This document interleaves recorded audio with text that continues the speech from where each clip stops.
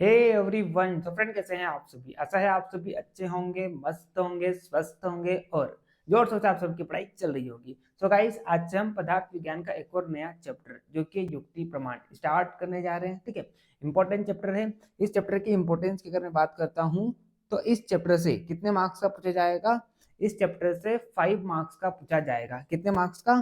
5 marks का पूछा जाएगा। ठीक है, कितने मार्क्स का पूछा जाएगा? यहाँ से 5 नंबर का पूछा जाएगा। क्वेश्चन क्या पूछेगा यहाँ से? तो बार बार आपकी फाइनल यूनिवर्सिटी एग्जाम में ये क्वेश्चन देखने को मिलता है कि युक्ति प्रमाण को उदाहरण सहित समझाइए। ठीक है, और कभी कभी युक्ति प्रमाण का महत्व, इस पर भी क्वेश्चन पूछ देता है। लेकिन 80% चांसेस तो ये है कि आपसे पूछ लेगा कि युक्ति प्रमाण को उदाहरण सहित समझाइए, है ना। और कभी कभी युक्ति प्रमाण के महत्व पर भी क्वेश्चन आ जाता है। ठीक है, तो इस तरह से आज हम युक्ति को जानेंगे, उदाहरण सहित हम जानेंगे। ठीक है, साथ में हम युक्ति के महत्व को भी देखेंगे, आयुर्वेद के अनुसार क्या महत्व है। ठीक है, और अनुसंधान में इसका क्या महत्व है, चिकित्सा में इसका क्या महत्व है।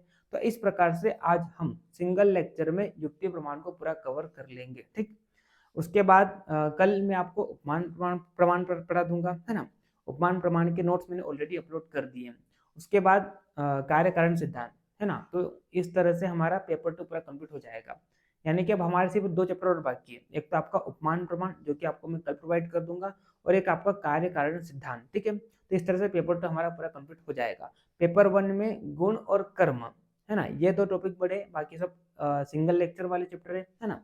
तो बहुत ही जल्द हम क्या करेंगे, पदार्थ विज्ञान को कंप्लीट कर लेंगे। ठीक, चलिए, तो इस तरह से आज हम क्या पढ़ने वाले हैं, युक्ति प्रमाण को पढ़ने वाले हैं। ठीक, तो चलिए टाइम को ज़्यादा वेस्ट न करते हुए हम टॉपिक को स्टार्ट करते हैं। ठीक है, उससे पहले जो लोग यूट्यूब पर लेक्चर देख रहे हैं, तो अगर आपको बीएमएस रेगुलर ऑनलाइन क्लासेस चाहिए, है ना, तो आप आयुर्वेदागंस एप्लीकेशन डाउनलोड कीजिए। अगर आप न्यू स्टूडेंट है तो आप सुश्रुत 2.0 कोर्स को चेक कीजिए। और अगर आप पुराने स्टूडेंट है, यानी कि 23 बैच के स्टूडेंट है, तो आप BMS first floor complete course को चेक कीजिए। तो वहाँ पर आपको लेक्चर्स मिल जाएंगे, रिकॉर्डेड लेक्चर्स मिल जाएंगे। ठीक है, पदार्थ विज्ञान में अगर आपको सेपरेट इनरोल करना है, सिर्फ आपको पदार्थ विज्ञान का ही मतलब कोर्स चाहिए, तो मैंने अलग से भी कोर्स वहाँ पर लॉन्च कर रखा है। ठीक है, तो आप उसको भी ले सकते हैं। आपको लेक्चर मिल जाएगा, लेक्चर के आपको नोट्स मिल जाएंगे। ठीक, चलिए, तो थोड़ा सा प्रमोशन करते हुए हम हमारे टॉपिक पर आगे बढ़ते हैं। ठीक है, तो सबसे पहले यहाँ पर कुछ इंट्रोडक्शन बताया गया है। यहाँ पर क्या बोला कि युक्ति प्रमाण का सर्वप्रथम वर्णन आपको कहाँ पर देखने को मिलेगा? चरक संहिता में देखने को मिलेगा। ठीक है, चरक संहिता के सूत्र स्थान 11वें, है ना। चरक संहिता के सूत्र स्थान 11वें अध्याय में चतुर्विध परीक्षा में आपको 4 प्रमाण देखने को मिलेंगे। पहला आप्तोपदेश प्रमाण, दूसरा प्रत्यक्ष प्रमाण, तीसरा अनुमान, और चौथा क्या हो जाएगा? युक्ति प्रमाण।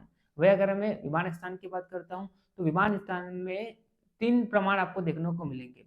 वहां पर क्या किया, युक्ति प्रमाण को अनुमान प्रमाण के अंतर्गत ले लिया। ठीक है, तो इस प्रकार से आपको युक्ति प्रमाण का वर्णन जो है कहाँ पर देखने को मिलेगा?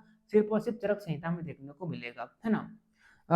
अन्य किसी भी दर्शन ने युक्ति प्रमाण का वर्णन नहीं किया। यानी कि आपको युक्ति प्रमाण का वर्णन जो है सिर्फ और सिर्फ कहाँ पर देखने को मिलेगा? चरक संहिता में देखने को मिलेगा। ठीक है, अगर मैं इसकी व्युत्पत्ति की बात करता हूँ, तो अगर आप क्या करते हैं, युज धातु में, है ना, युज धातु में अगर आप क्या करते हैं, अक्तीन प्रत्यय लगाते हैं, तो इससे क्या बनता है? आपका युक्ति शब्द बनता है। ठीक है, जिसका अर्थ क्या होता है? मिलाप, योजना, उपाय या सामंजस्य। अकॉर्डिंग टू मॉडर्न अगर हम देखें तो युक्ति को क्या बोल देते हैं? लॉजिकल रीजनिंग बोल देते हैं। क्या बोल देते हैं? Logical reasoning. ठीक है, चलिए अब हम युक्ति की परिभाषा को देखते हैं। इंपॉर्टेंट है ये, है ना, यहाँ से क्वेश्चन पूछा जाएगा। और यहाँ से अगर मान लो क्वेश्चन पूछता है ना, तो ये वाला जो श्लोक है, ये श्लोक आपको लिखकर आना है, इसलिए मैं यहाँ पर 3 स्टार लगा देता हूँ। ठीक है, आप इसके उदाहरण का श्लोक अगर नहीं लिखोगे तब भी चल जाएगा, लेकिन युक्ति प्रमाण अगर आपसे पूछा है तो ये श्लोक आपको लिखना है। ठीक है, श्लोक क्या बोल रहा है उसको आप समझिए। यहाँ पर बुद्धि पश्यति या भावान बहु कारण योग जान युक्ति स्त्री काला शाज्ञेया त्रिवर्ग साध्यते यया, है ना। तो यहाँ पर इसका जो पहला लाइन है ना, इस श्लोक का जो पहला लाइन है, यहाँ पर युक्ति प्रमाण की परिभाषा को बताया है। यहाँ पर क्या बोला? बुद्धि पश्यति या भावान बहु कारण योग जान। तो यहाँ पर ये बोला, यहाँ पर ये बोला, है ना, यहाँ पर ये बोला युक्ति की परिभाषा बताते हुए यहाँ पर ये बोला कि जिस बुद्धि के द्वारा, क्या बोला यहाँ पर?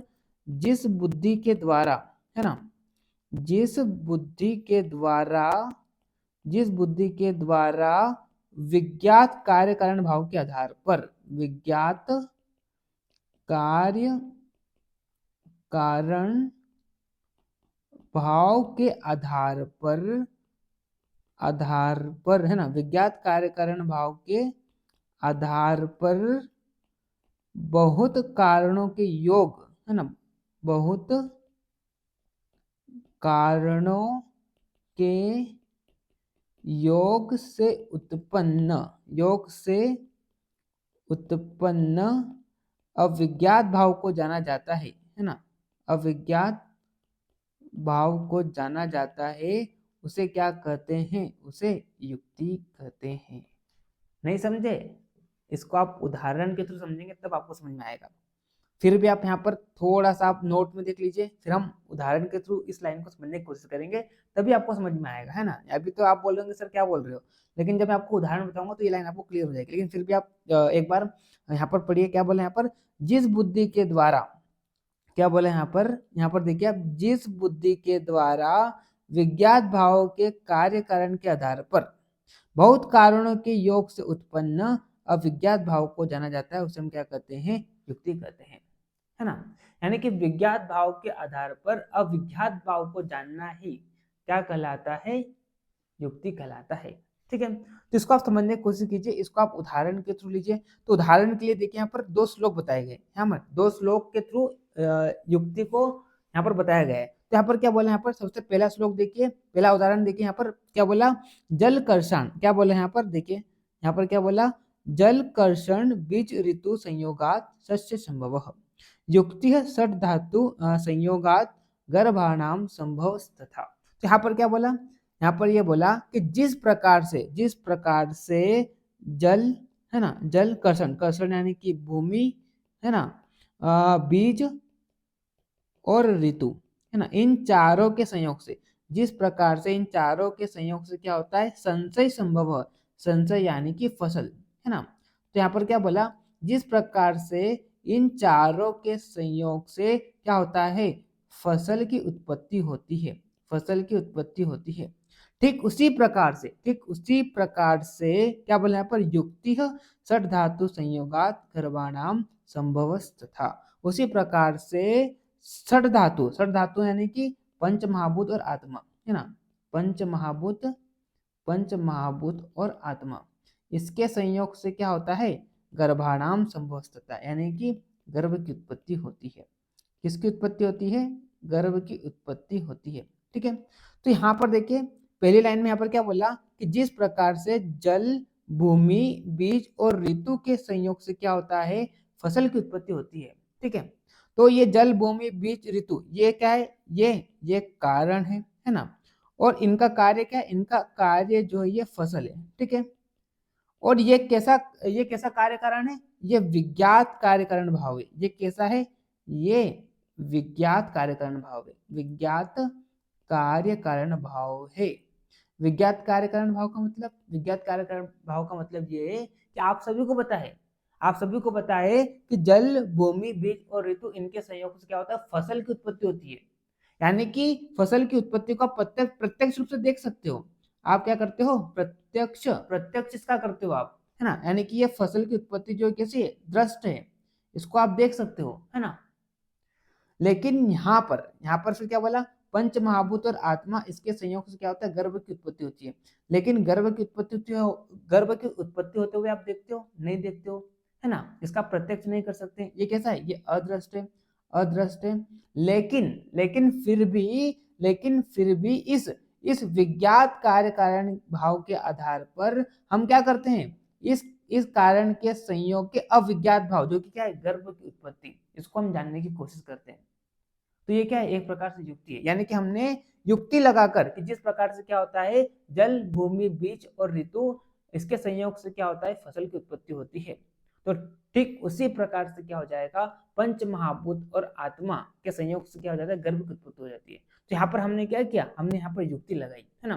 गर्भ की उत्पत्ति का प्रत्यक्ष रूप से नहीं देख सकते हो, वो क्या है, अदृष्ट है।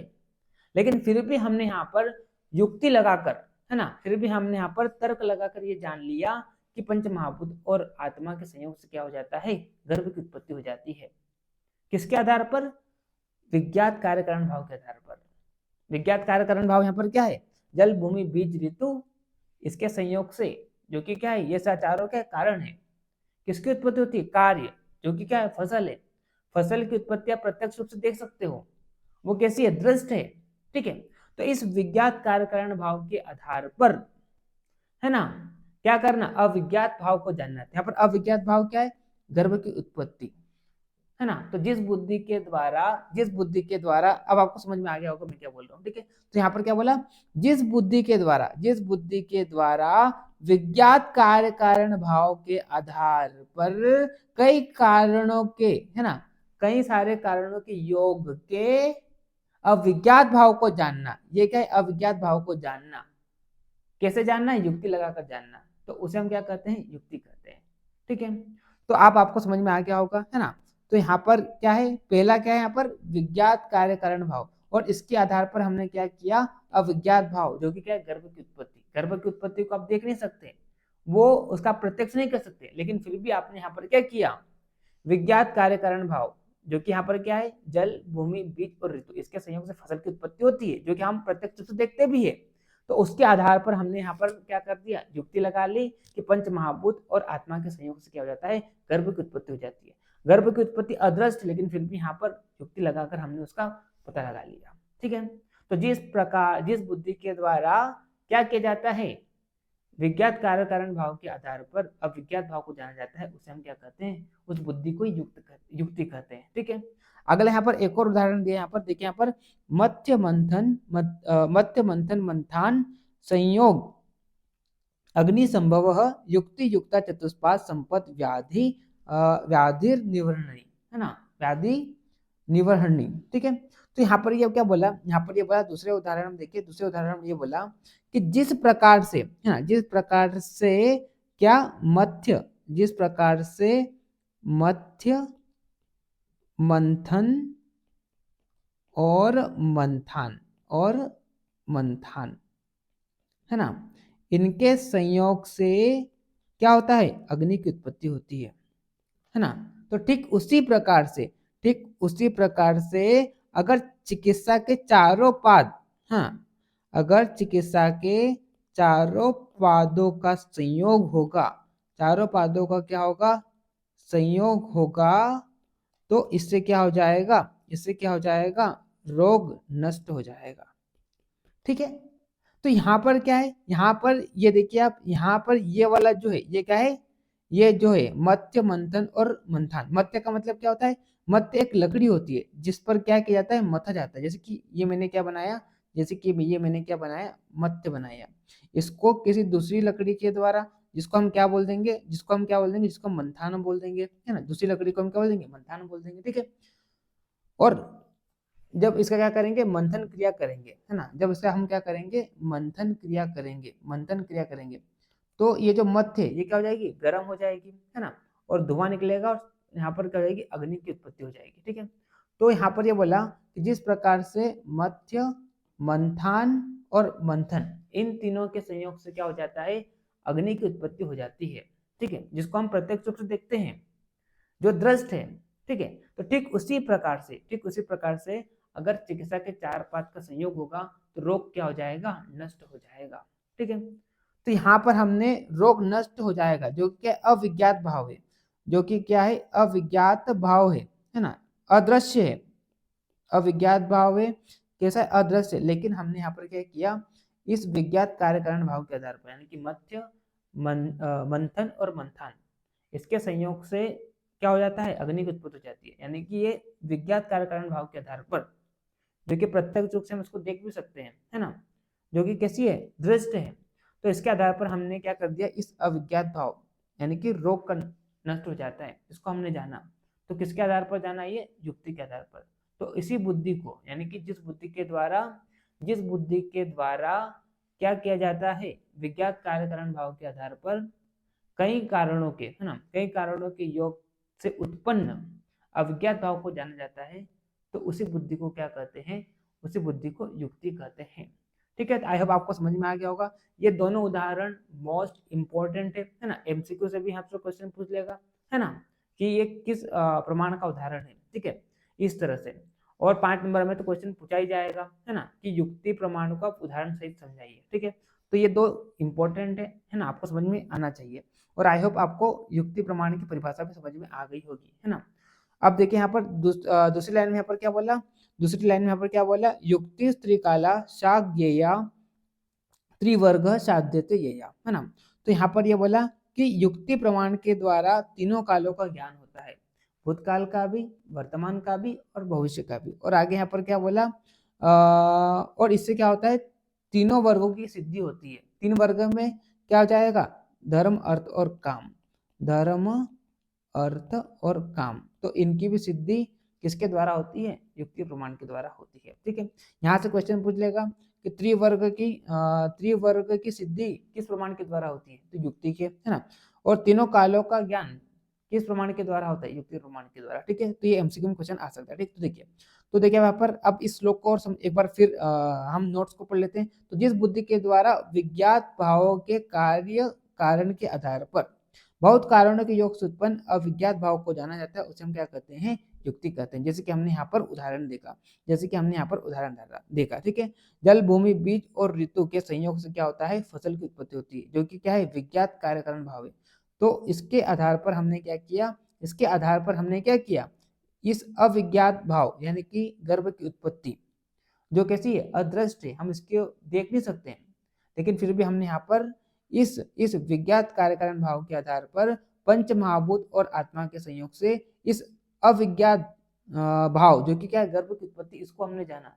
तो किसके द्वारा जाना, हमने युक्ति के द्वारा जाना। ठीक है, चलिए अब हम आगे बढ़ते हैं, है ना। यह युक्ति त्रैकालिक होती है, अर्थात इससे आपको क्या होता है, तीनों कालों का ज्ञान होता है। युक्ति प्रमाण से धर्म अर्थ काम, जिसको त्रिवर्ग बोलते हैं, इन तीनों की क्या होती है, सिद्धि होती है। ठीक, चलिए अब हम आगे देखिए, यहाँ पर आगे देखिए उसी लाइन को अलग तरीके से यहाँ पर बोला है ना, मतलब युक्ति प्रमाण की परिभाषा यहाँ पर अलग तरीके से बताई गई है ना, कहने का मतलब वही है। लेकिन देखिए यहाँ पर क्या बोला, विज्ञाते अर्थे कारणोपत्ति दर्शनाद विज्ञाते अपि तद अवधारणम युक्ति। तो यहाँ पर क्या बोला, विज्ञात अर्थ यानी कि जिस विषय का ज्ञान है में कारण की उत्पत्ति को देखकर अविज्ञात अर्थ यानी कि जिस विषय का ज्ञान नहीं है, यानी कि जिस विषय का आपको ज्ञान है उसके आधार पर जिस विषय का ज्ञान नहीं है उसको उसकी अवधारणा करना ही क्या कहलाता है, युक्ति कहलाता है ना। यानी कि जिस विषय का ज्ञान है उसके आधार पर जिस विषय का आपको ज्ञान नहीं है उसका अवधारण करना ही क्या कहलाता है, युक्ति कहलाता है। मैंने आपको उदाहरण से आपको डिटेल में समझाया किस प्रकार से आप अविज्ञात भाव को जानने की कोशिश करते हैं युक्ति प्रमाण के द्वारा। ठीक, चलिए अब हम बात करते हैं आगे। ये 2 उदाहरण है जो कि मैंने आपको समझा दिए, ठीक है, इंपॉर्टेंट है। ठीक, इंपॉर्टेंट है।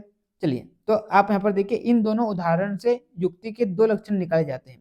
पहला तो ये हो जाएगा कि अनेक कारणों के संयोग से क्या हो जाता है, कार्य की उत्पत्ति हो जाती है। ठीक है, तो इससे ये इन 2 उदाहरण से हम ये भी समझ सकते हैं कि अनेक कारणों के संयोग से क्या हो जाता है, कार्य की उत्पत्ति हो जाती है। ठीक है, जैसे कि हमने वहां पर देखा था कि जल, भूमि, ऋतु और जल, भूमि, बीज और ऋतु, इन चारों के संयोग से क्या हो जाता है, फसल की उत्पत्ति हो जाती है। तो और दूसरा भी हमने क्या देखा था, मंथन, मंथान और मंथन, इन तीनों के संयोग से अग्नि की उत्पत्ति हो जाती है।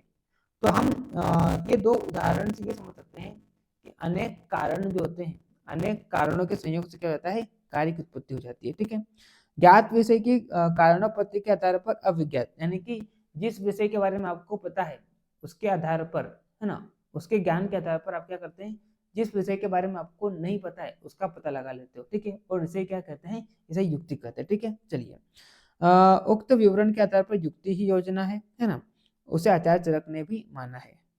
युक्ति योजना च योजना या प्रज्यते, यानी कि युक्ति वह योजना है जिसका क्या किया जाता है, प्रयोग किया जाता है। इस प्रकार युक्ति को स्वतंत्र प्रमाण माना किसने, आचार्य चरक ने। ठीक है, चलिए स्वतंत्र प्रमाण क्यों माना, क्योंकि यहाँ पर अविज्ञात विषय के आधार पर, विज्ञात विषय के आधार पर यहाँ पर अविज्ञात यानी कि जिस विषय के बारे में आपको पता नहीं है उसको भी आप पता लगा लेते हो। ठीक है, इसीलिए इसे क्या माना, स्वतंत्र प्रमाण माना किसने, चरक ने। ठीक, चलिए अब यहाँ पर आयुर्वेद में महत्व बताया यहाँ पर। ठीक है, तो यहाँ पर क्या बोला, सबसे पहले आयुर्वेद में युक्तिज्ञ चिकित्सक को श्रेष्ठ माना गया, यानी कि जो चिकित्सक क्या करता है, युक्ति का प्रयोग करते हुए चिकित्सा करता है तो वो चिकित्सक क्या होता है, श्रेष्ठ होता है। ठीक है, यानी कि जिस चिकित्सक को इस लाइन के कहने का मतलब क्या, इस लाइन के कहने का मतलब ये है कि जिस चिकित्सक को, है ना, औषधि का ज्ञान है, द्रव्यों का ज्ञान है ना, लेकिन उसके साथ साथ इन औषधि या द्रव्यों का प्रयोग कैसे करना है ना, युक्तिपूर्वक प्रयोग कैसे करना है, अगर वो भी पता है तो वो चिकित्सक क्या है, श्रेष्ठ चिकित्सक है ना। और औषध और द्रव्यों का युक्तिपूर्वक युक्ति जो होती है वो किस पर डिपेंड करती है, मात्रा और काल पर डिपेंड करती है, ठीक है।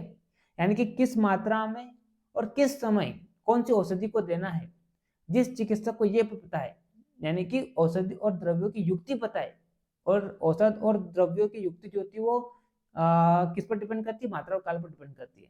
तो जिसको ये पता है तो वो चिकित्सक क्या है, श्रेष्ठ है। तो इस प्रकार से यहाँ पर युक्ति का महत्व बताते ये बोला कि जिस चिकित्सक को युक्ति पूर्वक औषध और द्रव्यों का प्रयोग करना आता है तो वो चिकित्सक क्या है, श्रेष्ठ चिकित्सक है, ठीक है। तो अब यहाँ पर देखिए आयुर्वेद में युक्ति के चिकित्सक को क्या माना, श्रेष्ठ माना गया। युक्ति का आधार है मात्रा और काल, है ना। आहार और औषध द्रव्यों की मात्रा और सेवन काल के आधार पर युक्ति की जाती है। सफलता युक्ति पर निर्भर करती है। सबसे प्रधान वह चिकित्सक होता है जो द्रव्यों को जानता है, द्रव्यों को तो जानता है, औषधि को तो जानता है, लेकिन उसके साथ साथ उन द्रव्यों का युक्तिपूर्वक कैसे प्रयोग करना है उसको भी जानता है। तो वो चिकित्सक क्या होता है, श्रेष्ठ चिकित्सक होता है, ठीक। चलिए आगे यहाँ पर क्या बोला, आयुर्वेद की यह विशेषता है कि यह प्रत्येक व्यक्ति को एक अलग इकाई के रूप में स्वीकार करता है। यानी कि अलग अलग व्यक्ति क्या होती है, अलग अलग प्रकृति होती है, आप सभी को पता है, ठीक है। तो जो चिकित्सक क्या करता है, जो चिकित्सक हर एक पुरुष की परीक्षा करके, है ना, देश और काल के आधार पर औषधि को बनाना जानता है। और ये किसकी अपेक्षा रखती है, सारी चीजें युक्ति की अपेक्षा रखती है। तो वो चिकित्सक क्या होता है, श्रेष्ठ चिकित्सक होता है, ठीक है। तो इसलिए यह युक्ति ही है ना, यानी कि पुरुष की परीक्षा करना, साथ में देश और काल के आधार पर उसके लिए औषधि को तैयार करना, तो ये किसकी अपेक्षा रखती है, ये युक्ति की अपेक्षा रखती है। तो जो चिकित्सक इस चीजों को जानता है ना, यानी कि युक्ति पूर्वक वो क्या करता है, ये सारी योजना बनाता है, तो वो चिकित्सक क्या होता है, श्रेष्ठ चिकित्सक होता है, ठीक है। यानी कि यहाँ पर युक्ति का महत्व बताया गया है, ठीक। तो देखिए इसलिए ये युक्ति है जो एक विशेष व्यक्ति के लिए योजना करने के लिए आधार के रूप में कार्य करता है। इसलिए आयुर्वेद में चिकित्सा हेतु तो युक्ति का अधिक महत्व दिया गया है। यानी कि युक्ति के आधार पर ही आप क्या करोगे, पुरुष की परीक्षा करोगे, है ना, और देश और काल के अनुसार आप क्या करोगे, औषध को तैयार करोगे, ठीक है। इसीलिए युक्ति को क्या दिया है, अधिक महत्व दिया है चिकित्सा में, ठीक है। बुद्धिमान स्वलक्षण्य, इसका मतलब क्या होता है, स्वलक्षण, स्वलक्षण का मतलब ये होता है समान लक्षणों के द्वारा अनुक्त, यानी कि समान लक्षणों के द्वारा जिस विषय को आप नहीं जानते हैं तो उन लक्षणों के द्वारा आप उस विषय को भी जानना, साथ में यहाँ पर अनुमान और युक्ति, ठीक है।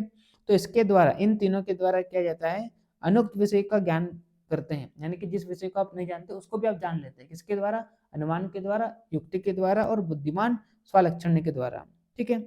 तो युक्ति को चिकित्सक का आवश्यक गुण माना जाता है जो रोगी के लिए औषध और आहार की विशिष्ट योजना बनाने में चिकित्सक को क्या करता है, सक्षम बनाता है, ठीक है। तो इस प्रकार से यहाँ पर युक्ति का महत्व बताया गया है।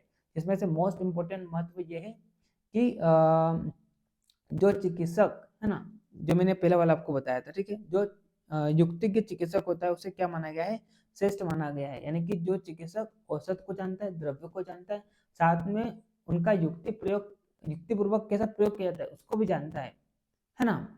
यानी कि कितनी मात्रा में, कौन से समय में औषधि को देना है, तो वो सब जानता है, ठीक है। तो वो चिकित्सक क्या होता है, श्रेष्ठ चिकित्सक होता है। तो ये वाला काफी इंपॉर्टेंट है, ये वाला, ठीक है, पहला वाला महत्व, बाकी तो मैंने आपको बता ही दिया, ठीक। चलिए उसके बाद हम आगे बढ़ते हैं, अनुसंधान में उपयोगिता, है ना। अनुसंधान में उपयोगिता यानी कि रिसर्च में युक्ति प्रमाण की क्या इंपॉर्टेंस है ना, किसमें, रिसर्च में, ठीक है।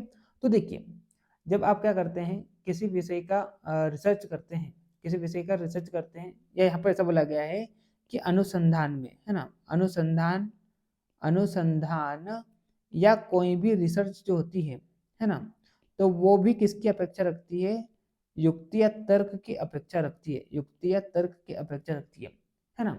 आपको पता है आप जब किसी भी विषय पर या किसी भी टॉपिक पर क्या करते हैं, रिसर्च करते हैं, तो इसके कई सारे स्टेजेस होते हैं। जैसे कि बात करते हैं, पहला स्टेज क्या होता है, उस टॉपिक पर क्या करना, प्लानिंग करना, यानी कि विषय को ढूंढना, है ना। सबसे पहले क्या हो जाएगा, प्लानिंग, यानी कि किस पर आपको क्या रिसर्च करनी है ना, किस टॉपिक पर आपको रिसर्च करनी है, उस विषय को जानना, ठीक है। फिर दूसरा, जब आप जान जाएंगे, है ना, जब आप जान जाएंगे कि हाँ मेरे को आपके आसपास देख रहे कि हाँ मेरे को इस टॉपिक पर क्या करना है, रिसर्च करना है, तो फिर आप क्या करोगे, उसकी कल्पना करोगे, यानी कि एक हाइपोथेसिस तैयार करोगे आप क्या करोगे, एक हाइपोथेसिस तैयार करोगे, ठीक है।